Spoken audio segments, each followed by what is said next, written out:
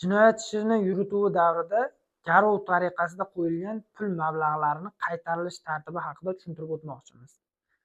Dastlabki tergov vaqtida garov tariqasida qo'yilgan pul mablag'lari ushbu jinoyat ishining yakuniga ko'ra, agar shaxs tomonidan garov ehtiyot chorasida belgilangan talablar buzilmagan taqdirda, mazkur garovga qo'yilgan pul mablag'lari ushbu shaxsning o'ziga yoki uning yaqin qarindoshiga qaytarilishi belgilab o'tiladi.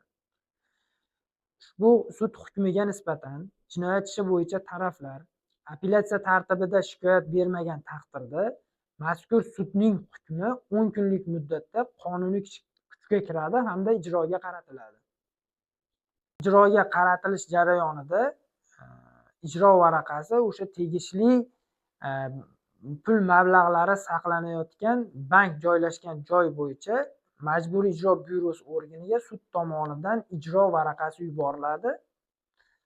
Shuningdek, garov mablag'lari qaytarishi belgilangan shaxs o'sha tegishli Majburiy ijro byurosiga borib, ariza yozib, ushbu pul mablag'larini qabul qilib olishi mumkin.